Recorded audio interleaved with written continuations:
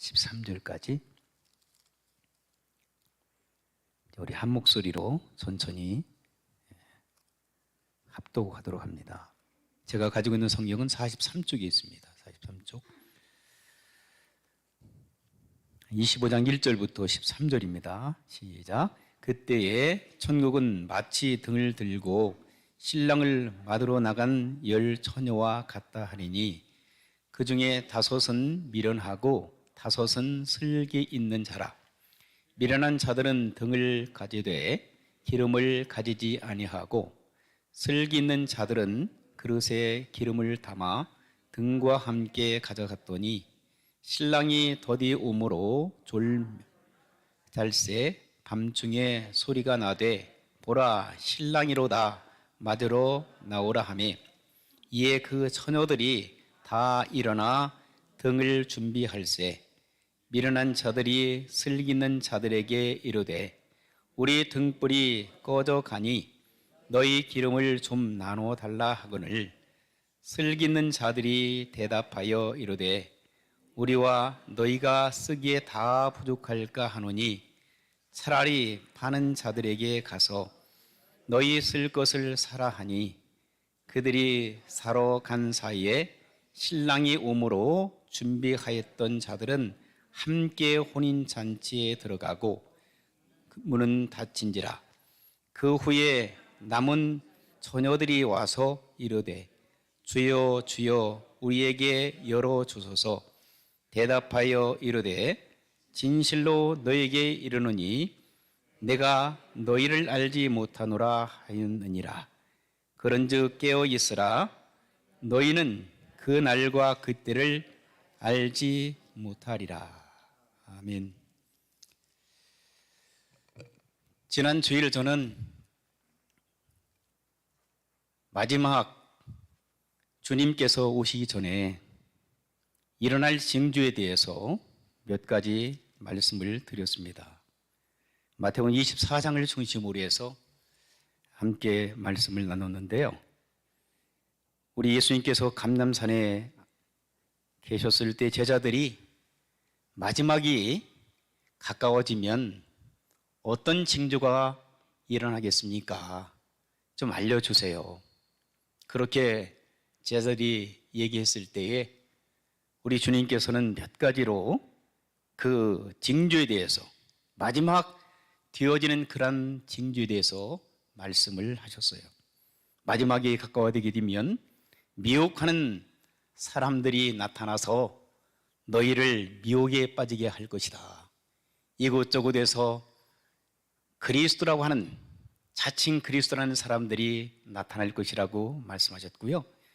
그리고 난리와 난리의 소문을 듣겠다라고 여러 곳에서 여러 나라에서 난리의 소문이 날 것이라고 예수님께서 제자들에게 말씀하셨어요. 민족이 민족을 나라가 나라를 대적하여 일어나겠고 곳곳에 기근과 지진이 일어난다. 여러분 저도 어렸을 때에 지진 간혹가다 지진을 이렇게 지진이 발생되었다는 소식을 들었지만 지금처럼 지진이 많이 일어나는 한국이 지진의 안전지대라고 했거든요. 그런데 한국도 지금 안전지대가 아니라는 거예요. 얼마 전에는 또 알래스카 앞바다에서 8.1의 대지진이 일어난 거예요. 해저에서. 참 그것이 만약에 본토를 때렸다든지 한국 서울을 때렸다든지 뉴욕 한복판을 때렸다 생각해 보세요. 여러분 8.7은 대강진입니다. 제가 필리핀에서 여러 번 여러분들에게 말씀드린 대로 7.6 그때 그 당시 1990년도에 7.6의 지진을 찾아볼 수 없을 정도로 많은 사람들이 너무나도 놀랐었어요. 근데 저는 7.6의 대강진 속에 기적적으로 하나님께서 살려주셔서 이 자리까지 오게 됐는데 그때 죽었던 사람들이 2만 5천 명이 죽었었어요. 그런 죽음의 현장 속에 제가 있었어요. 그 뒤에 7.1 또는 6.7, 6.8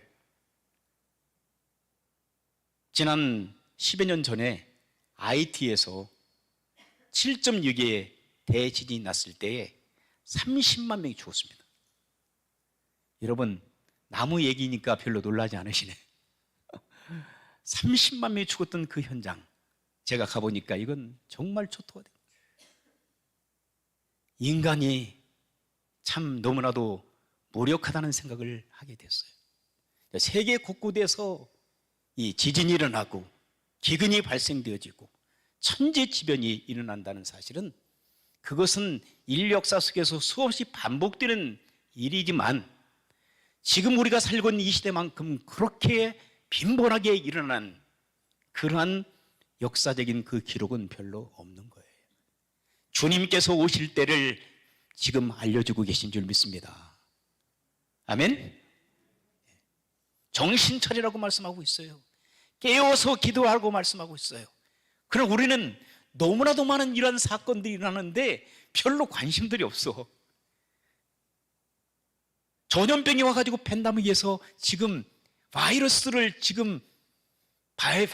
통해서 공포를 수사하면 거기에 놀래 자빠지는데, 실제적으로 우리 주님께서 오신다고 하는 그런 데는 별로 관심이 없는 그런 모습들을 우리가 찾아보게 됩니다. 이 모든 것은 재난의 시작이라고 말씀하셨습니다. 뿐만 아니라 환난 때 예수 믿는 사람들을 넘겨준다고 얘기합니다. 우리를 죽이는 무리들이 나타날 것이라고 얘기합니다. 거짓 선자들이 많이 일어날 것이라고 말씀하십니다. 불법이 성한다고 말씀하십니다. 많은 사람들이 사랑이 식어진다고 말씀하고 있어요. 오늘날 많은 교회들이 사랑이 무르익어야 될 텐데, 우리가 지금 섬기는 교회들, 교회 안에서조차도 하나님의 사랑이 식어지고 있다는 사실은 마지막에 이러한 주님 오실 징조의 하나라고 말씀하고 있어요. 그러나 끝까지 견디는 자는 구원을 얻을 것이라고 주님께서 말씀하십니다. 끝까지 견디어내시는 저와 여러분들이 되시길 주 이름으로 축원합니다. 그리고 나서 계속적으로 24장, 마태복음 24장 보게 되면 예수님께서 구체적으로 말씀하고 있는 그 일들을 기록하고 있어요. 그러면서 우리 주님께서 뭐라고 말씀하셨어요? 내가 진실로 너희에게 말하노니 이 시대가 지나가기 전에 이 일이 다 일어나리라. 이 말씀은 예루살렘 멸망을 앞에 두고 예수님께서 하신 말씀이었어요. 그리고 두 번째는 인류의 종말을 앞에 두고 우리 주님께서는 또 말씀하신 말씀이기도 해요. 그런데 우리 주님께서 살아생전에 감람산에서 제자들에게 말씀하신 그 말씀이 예수님께서 부활 승천하신 이후에 몇십 년이 채 안 되어서 AD 70년에 로마의 디도 장군이 예루살렘을 완전히 멸망시켰습니다. 이러한 사건들이 그대로 마저 떨어진 거예요. 그 뒤에 2000년 동안 초대교회부터 시작해서 많은 교회 성도들은 예수님이 다시 오기를 학수고대하는데, 더디 오시니까 이제는 만성이 돼서 예수님이 오신다, 예수님이 재림하실 것이 분명하다고 얘기해도 별로 그렇게 두려워하지 않아요. 물론 예수님 믿고 구원받은 하나님의 사람들은 두려워하지 않는 줄 믿습니다. 왜? 신랑 되신 우리 주님께서 우리에게 다가오시는데 기쁨이잖아요, 기쁨. 그러나 안 믿는 사람들에게는 재앙입니다. 안 믿는 사람들에게는 참으로 고통입니다. 두려움이 찾아오게 됩니다.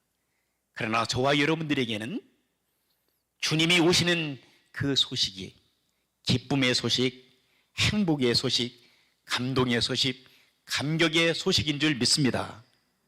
그러한 믿음을 가지고 살아가실 때 우리는 어떠한 팬데믹 바이러스가 우리에게 공격한다 할지라도 두려워 떨 필요가 없습니다. 여러분, 팬데믹 바이러스로 인해서 우리가 하나님께서 너 오늘까지 살아. 그는 오늘 살고 하나님 나라로 가는 거고. 그래, 너 10년 더 살아. 아니면 2년 더 살아. 그러면 주요, 그렇습니다. 그렇게 살다가 가지요. 그러나 여러분, 지혜로운 하나님의 사람이 되어서, 어리석은 사람이 되지 말고 지혜로운 하나님의 사람이 되어서 주님 보시기에 합당한 삶을 살아야 될 줄 믿습니다. 무조건 여기 바이러스가 걸렸는데 거기에 끼어 들어가면 안 되죠. 지혜롭게 여러분들이 처신을 하면서, 그러나 우리가 장악되어서는 안 된다는 사실이에요. 완전히 매수가 된다든지, 뭐 돈으로 요즘에는 매수하는 것 같아요. 정치적으로 매수당해서는 안 된다는 사실이죠. 권력에 우리가 매수당해서는 안 된다는 사실이죠. 돈 몇 푼 집어주고 저와 여러분들을 올가매기 위해서 우리를 꼼짝 못하게 우리를 영적으로 끌고 가려고 하는 악한 사단의 세력들은 분명히 존재하고 있다는 사실은 우리는 알고 지혜롭게 대처해야 될 줄 믿습니다.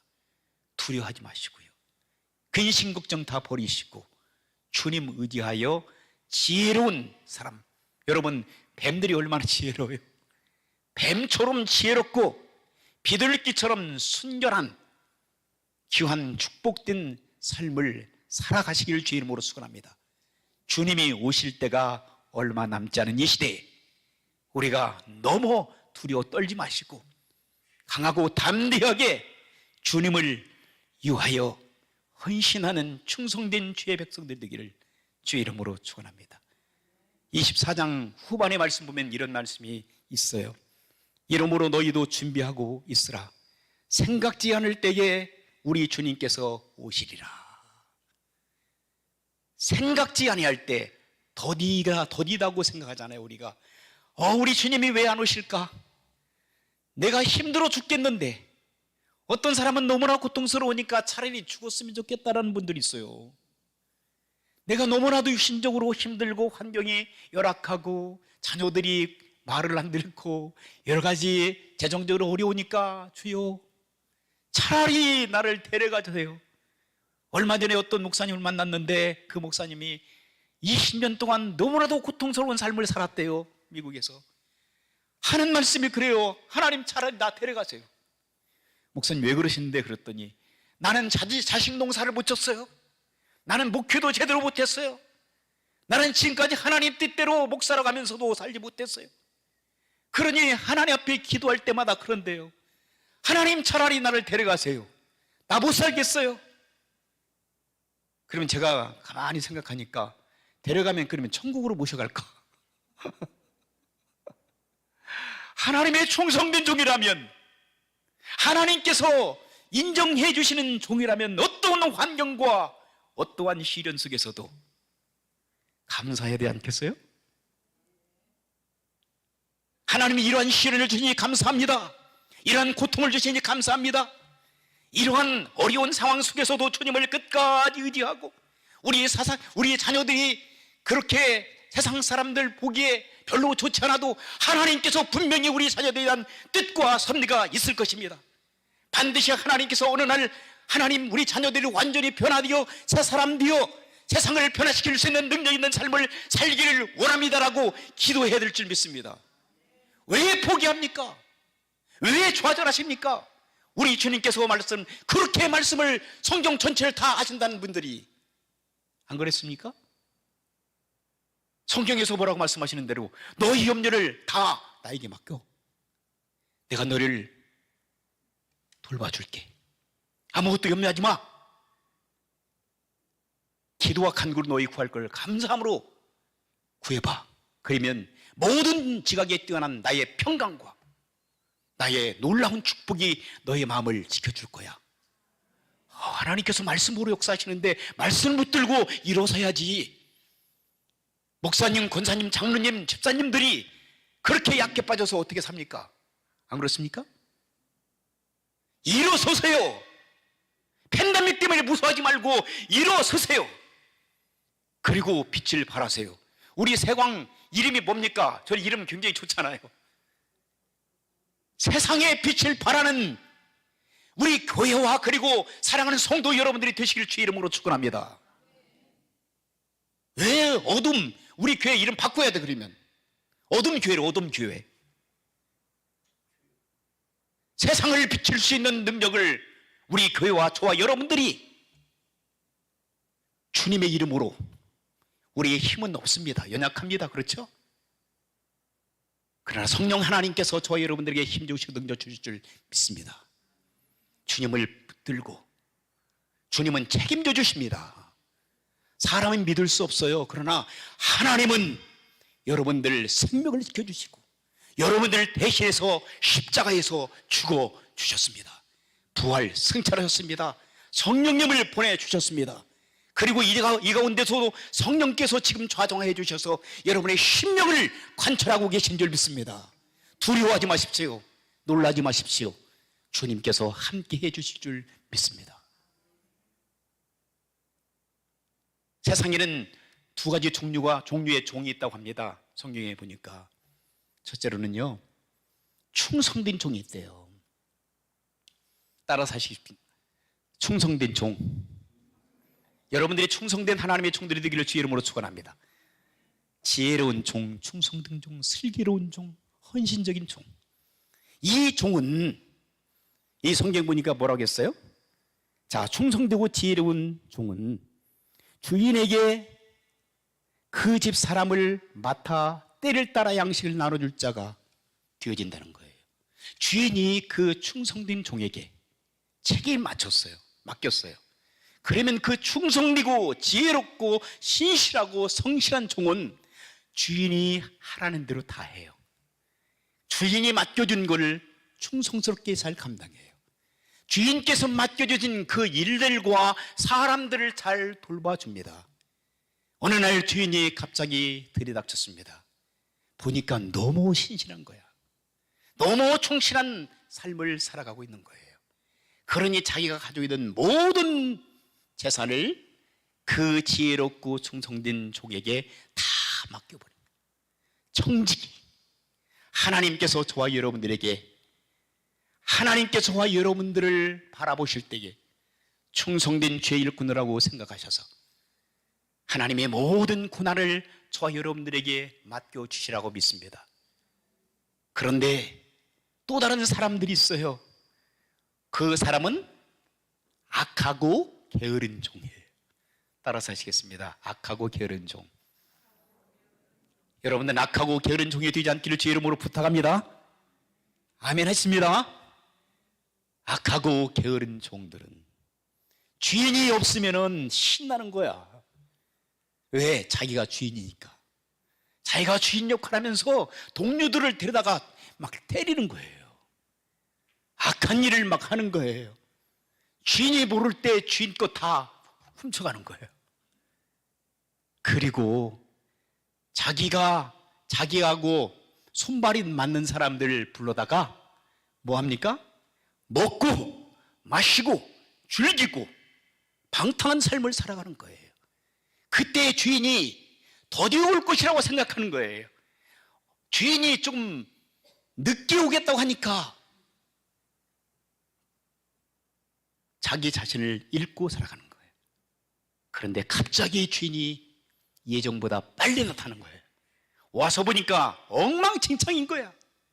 게으르고 악하고 다른 사람들에게 해를 입히고, 이런 사람을 주인이 어떡합니까? 군사를 사람들을 불러다가 당장 체포하도록 하고 그를 때리고 감옥에 집어넣은 거예요. 슬피 울며 이를 간다라고 성경은 기록하고 있어요. 여러분, 악하고 게으른 종들이 되지 않기를 제 이름으로 축원합니다. 하나님께서 저와 여러분들을 이 땅에 보내실 때는 충성되고 그리고 신실한 주의 종들이 되어서 주인께서 맡겨준 그 일들을 잘 감당하도록 하나님께서 저와 여러분들에게 청지적인 사명을 주신 줄 믿습니다. 그런 믿음의 존존케 하신 예수 그리스도 그분만을 바라보며 믿음으로 승리하는 거룩한 주의 백성들이 되기를 주의 이름으로 축원합니다. 자, 오늘 본문의 말씀으로 들어갑니다.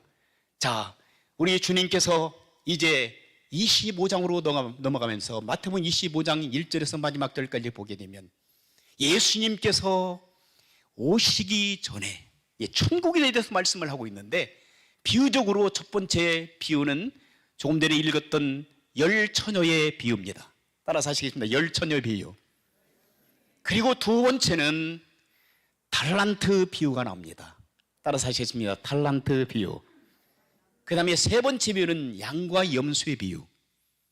따라서 하겠습니다. 양과 염소의 비유. 그래서 오늘 여러분들에게 말씀을 드리고 싶은 것은 첫 번째 비유. 무슨 비유라고 했어요? 열 처녀의 비유입니다. 열 처녀의 비유. 여러분 시집장가 다 가셨죠? 안 가신 분들 없으시죠? 이스라엘 사람들 보니까 결혼한대요. 혼인한대, 혼인. 그런데 혼인을 우리하고 조금 다른 것 같아요. 이스라엘 사람들은요, 이제 양갓집에서 이제 혼인 다 이렇게 준비를 하고 난 다음에 이제 그 신부 되는 측에서 한 10명의 들러리들이 신랑을 기다린대요. 여기에 보니까 10명의 슬기로운 여자가 나오죠. 제가 가만히 성경 볼 때 이 여자들이 저는 신부인 줄 알았어요. 근데 신부가 아니라 누구예요? 10명의 들러리. 그리고 신부는 들러리들이 다 준비해가지고 신랑을 기다리도록 이렇게 준비하고 있다는 얘기예요. 근데 결혼은 한국에서는 저녁에 하는 들 거의 없어요. 근데 유대인들은 지금은 모르지만 이 예수님 당시에는 유대인들의 결혼은 언제 했을까요? 저녁에 했대, 저녁에. 저녁에 이제 혼인 예식을 마친 다음에, 그리고 신랑과 신부는 다시 신랑 집으로 간대요. 그래서 신랑 집에서 밤새우고 며칠 동안 춤도 추고 또 노래도 부르고 음식도 먹고 마시면서 즐겁게 사람들하고 같이 지낸다는 거예요. 그래서 신랑 집에서 이렇게 행복하게 살아간다는 그런 이야기입니다. 자, 유대인 그 혼인잔치는 신부 집에서 해서 이제 신랑 집으로 옮겨가는. 그러면 신랑을 맞이하기 위해서 신부와 들러리들이 기다리고 있는 거예요. 자, 오늘 이 본문의 말씀 보게 되면 들러리들이 지금 10명의 들러리들인 처녀들이 기다리고 있는 거예요. 신부의 친구들이죠. 자, 얼마나 애타게 기다리는 거예요? 그런데 특별히 이스라엘 문화권 속에서 당시는 시계가 없어서 그런지 모르겠지만, 자, 그리고 전기가 없었잖아, 옛날에는. 그러니까 등불을 준비하고, 이게 호롱불인지 또 다른 어떠한 햇불인지 정확하게 알 수는 없으나 등을 준비했다고 그랬어요. 자, 등을 준비했는데 등에 뭐가 필요하죠? 뭐가 필요해요? 기름. 우리가 이런 문화는 우리 한국에서 조금 이해할 수 있어요. 옛날에 우리가 등잔이 있었어요, 등잔. 등잔은 석유가 필요하잖아요, 그죠?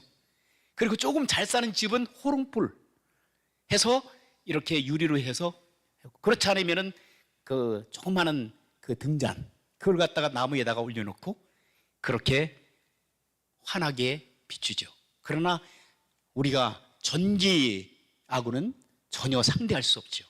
제가 시골에서 자랐는데 국민학 중학교 3학년 때인가 그때 전기가 들어왔어요. 동네가 얼마나 화난지 몰라. 그 전에는 암흑이었어, 암흑. 저녁만 되면. 그런데 제가 중학교 3학년 때 그 공사하는 사람들이 와가지고 전봇대를 막 세우기 시작하는 거예요. 집집마다 또 이렇게 콘센트 같은 거, 그 다음에 전등 같은 것들 막. 그러더니 어느 날 저녁에 동네가 정말 낮같이, 환한 낮같이 변해된 거예요. 정말 새 광이요, 세상을 완전히 비춰버린 거예요, 그 빛이. 그런데 이 당시에 이 문화 속에 있는 등은요, 이 조그만한 그 등불이기 때문에 초롱불, 이 등잔, 그 다음에 조그만한 그 등을 가지고 신랑이 오는 것을 이렇게 안내해서 신부 집으로 옮겨가는 그런 문화이기 때문에 뭐 참 길도 좋지 않고 도로 상전도 좋지 않고 환경도 좋지 않은 그런 상태 속에서 10명이 동원해서 빛을 발해줘야 돼. 그래야 신랑이 제대로 다 와서 신부의 집으로 들어가게 되는 거예요. 그런데 이스라엘 문화 속에서는 어떤 문화가 있느냐면 늦는 문화가 있다는 거예요. 시간을 제일 잘 안 지키고. 여러분, 우리도 그렇잖아요. 코리안 타임즈. 정신 차리세요. 졸지 마시고.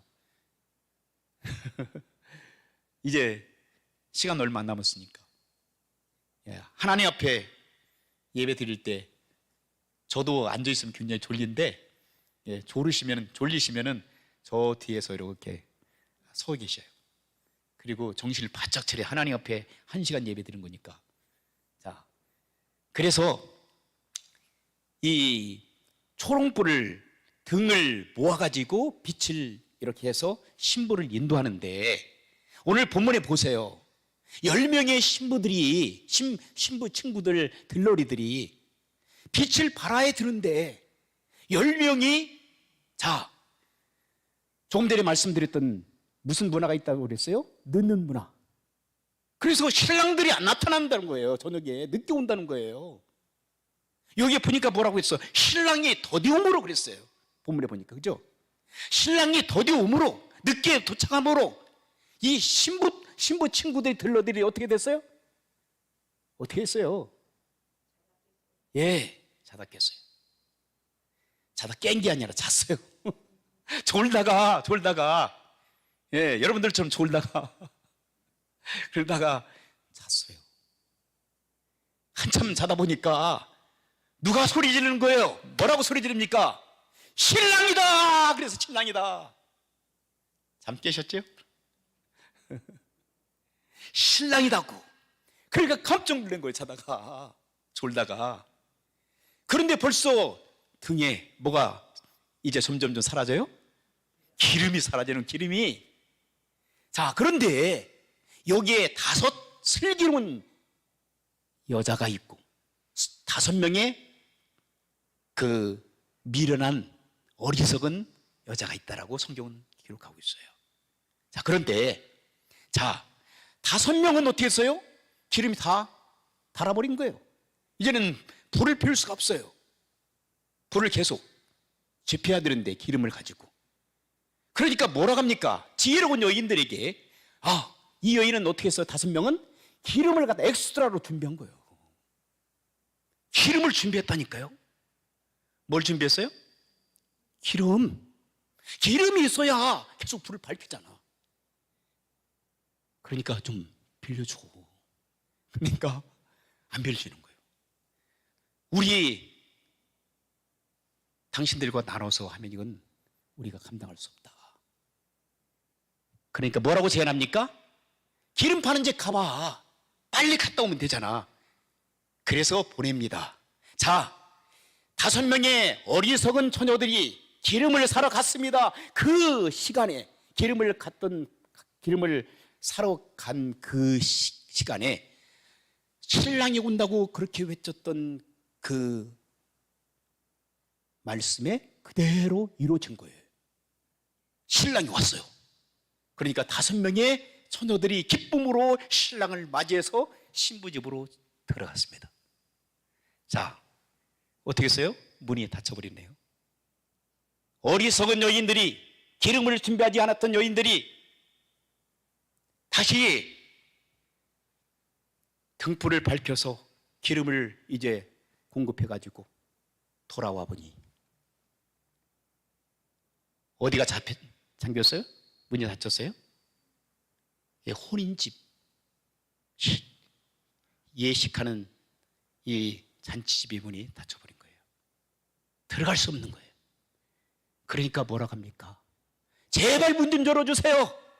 우리가 왔습니다. 그러니까 뭐라고 합니까? 여기 본문에 보니까, 자, 12절 보세요. 12절. 11절, 12절 한번 읽겠습니다. 졸릴 때는 읽으셔야 돼. 자, 시작. 그 후에 남은 처녀들이 와서 이르되, 주여, 주여, 우리에게 열어주소서. 문 좀 열어주세요. 우리 들어가겠습니다. 우리가 지금 기름을 사가지고 등 준비해가지고 왔습니다. 우리를. 그런데 12절 보세요. 같이 한번 읽겠습니다. 시작. 대답하여 이르되 진실로 너에게 이르노니 내가 너희를 알지 못하노라. 알지 못한다고 할 때 여러분 얼마나 뻑뻑할까요? 우리 주님께서 나중에 여러분들이 천국문에 딱 도착했어요. 그런데 야, 내가 너를 모르는데. 만약에 그렇다면 우리는 얼마나 지금 이 땅에서는 이해할 수 있어요. 나 누구누구인데 설명도 하고. 그런데 여러분 하늘문이 닫히면은, 그러므로 지금은 은혜 받을 만한 때라고 그랬어요. 지금은 구원 받을 만한 때라고 했어요. 지금이 is time. 지금이 그때예요. 지금이 구원 받을 만한 때란 말이에요. 지금 교회 시대에, 은혜의 시대에 지금이 바로 예수 그리스도를 믿고 충성된 하나님의 사람들이 되어서 믿음으로 살아가야 될 때인 줄 믿습니다. 때가 지나면, 하늘문이 닫히면 여러분 갈 수가 없어요. 하나님이 한 번 문을 닫으면 열을 자가 없고 하나님이 열으시면 닫을 자가 없습니다. 우리는 그것을 확실히 기억하고 지금이 어느 때인지를 아셔서 지혜롭게 믿음 생활 잘 하시는 성도 여러분들 되시기를 주의 이름으로 축원합니다. 곧 그때가 다가온다라고 주님 말씀하셨어요. 더디 온다고 생각하는데 아닙니다. 지금이 그때입니다. 지금이 우리 주님께서 오실 상황과 징조와 환경적인 모든 것들을 다 알려주셨어요. 여기에 주님께서 뭐라고 하시냐면 24장 36절에 그날과 그때는 아무도 모르나니 하늘의 천사들도 아들도 모르고 오직 누구만 하신다? 아버지만 하신다. 아버지만 하십니다. 주님이 다시 재림하실 때를. 그러나 그걸 가지고 날짜를 계산하고 어떤 시기를 계산하면 잘못된 겁니다. 거기는 속지 마세요. 누구든지 예수님도 모르시는데, 그렇죠? 누가 내가 직통 계시를 받았다, 몇 월 며칠 날 어디에 우리 주님 오신다, 여러분 거기에 혼돈 미혹되지 말라고 주님 말씀하세요. 거기에 따라가지 마세요. 소위 우리는 그들을 향해서 뭐라고 합니까? 이자 단자, 그러죠? 이단적인 삶을 살아가는 사람들, 거기에 속지 마세요. 성경의 말씀을 그대로 받아들이시고 인정하시고 성경의 말씀에 순종하는 저와 여러분들이 되기를 바랍니다. 주님께서 모르신다고 말씀하셨고, 누구만 일 역사를 주관하시고 인간의 생사화복을 주관하시는 살아계신 전능하신 조물주 하나님만이 그때를 아신다고 그랬어요. 그런데 그것을 미리 주님이 이 땅에 오실 것을 알려주신다고는 했어요. 그죠? 무엇을 알려주신다? 징조를 알려주신다. 표시가 나오도록 알려주신다. 무조건 오시는 게 아니라는 거예요. 오실 때가 언제인지 그 시기를 알 수 있다라고. 그러므로 사랑하는 성도 여러분, 지혜로운 성도 여러분들은, 귀가 열려있는 귀가, 여러분 열려있는 영적인 귀가 열려있는 사람들은 하나님께서 말씀하시는 것을 들으시고, 그리고 여러분 영적인 눈이 열려있는 분들은 주님 영적인 영화를 통해서 주님을 바라보시고, 그리고 가슴이 열려있는 사랑하는 성도들은 여러분들의 마음을 여셔서 주의 말씀을 지혜롭게 잘 받아들이시기를 주의 이름으로 축원합니다. 이러므로 너희도 준비하고 있으라. 생각지 않은 때에 우리 주님께서 오시리라. 주님을 기쁨으로 맞이할 수 있는 저와 여러분들이 되시기를 주의 이름으로 축원합니다. 기도하시겠습니다. 하나님 아버지 감사합니다.